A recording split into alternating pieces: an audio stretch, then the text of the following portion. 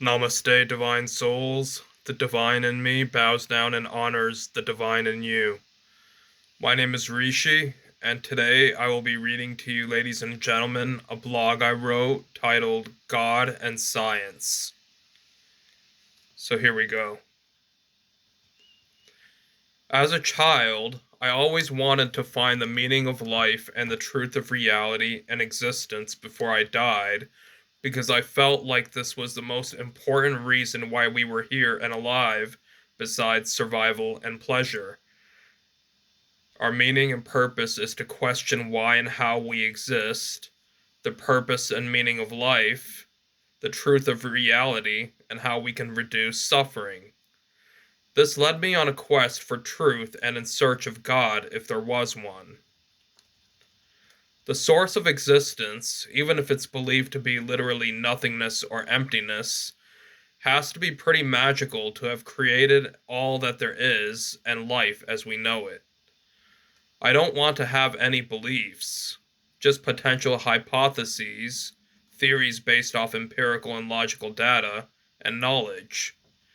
However, the complexity of reality from microscopic atoms, cells, living beings, the senses and imagination of living beings, consciousness, the planets, stars, macroscopic interdimensional galaxies, and parallel realities makes it perfectly logical and even more rational to have faith that there is a higher power, divine source, original intelligence, and original cause, universal cosmic consciousness, and God that makes even the smallest atom pulsate with vibration, movement, and consciousness.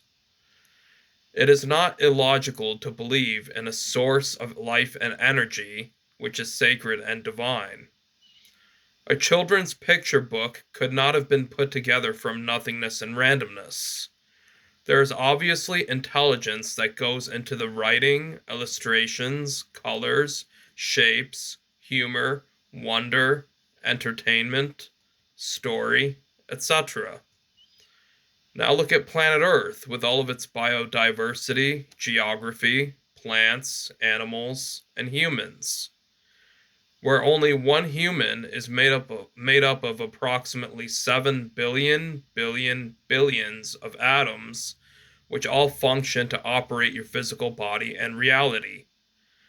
We also have such complex minds and imaginations, which most likely came from an intelligent source. Planet Earth, the other planets, stars, galaxies, universes, is trillions of times more complex than a children's storybook. I rely on modern day science and believe in the theory of evolution, but I can't deny that there is a mystical element to consciousness which gives birth to matter and oversees its evolution and eventual demise.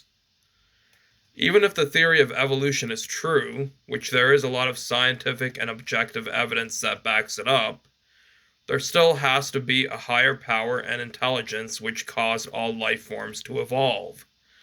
The natural laws of evolution cannot exist without a higher intelligence, power, and law designer that guides all matter to evolve.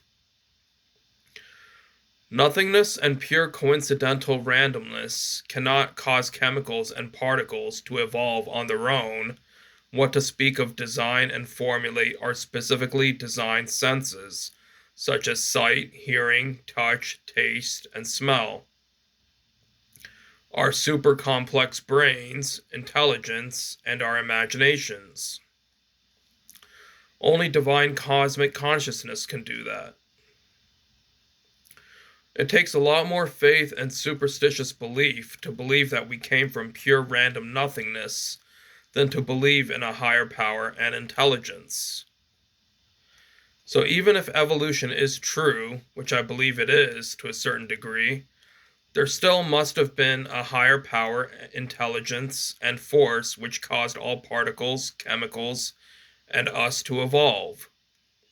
Therefore, the higher power, cosmic consciousness, superintelligence, must have created life and caused us to evolve out of its own will. The divine creator must have designed us to evolve if evolution is true, which, like I said, is heavily backed up by empirical and scientific evidence. There is no conflict between the theory of evolution and the theory of creationism. In fact, they both must complement one another if both theories wish to survive.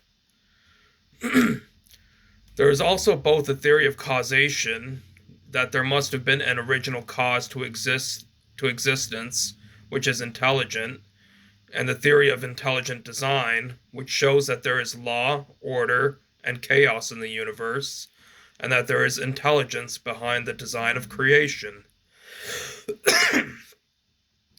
For example, the trees breathe in what we breathe out, and we breathe in what the trees release. It's a symbiotic relationship and a miracle of a designed system. There is also intelligence behind the laws of physics.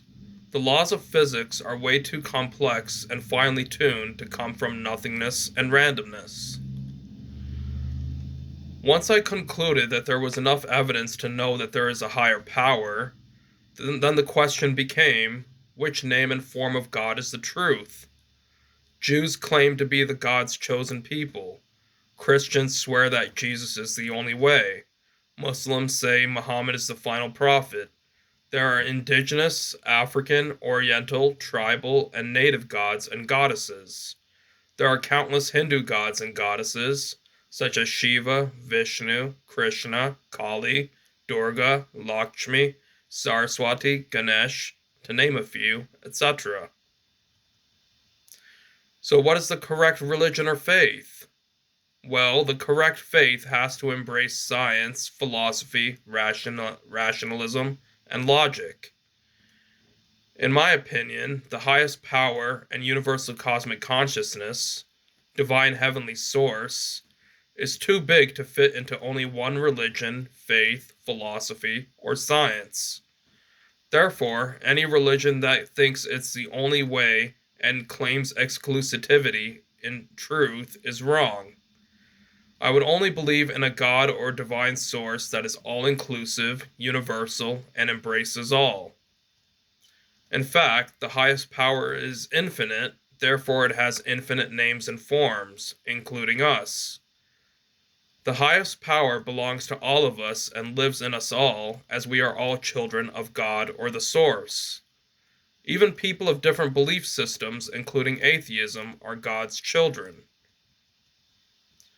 If there is only one supreme highest power, or God, who created everyone and everything, then that must mean that we are all his children, no matter the nation, tribe, race, gender, faith, status, sexuality, disability, wealth, income, etc. of the person.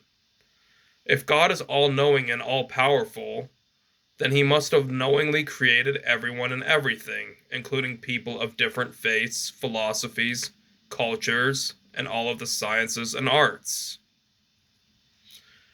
Part of our upbringing and conditioning, depending on our culture and environment, will have a sway in which name of God we're used to invoking and worshiping.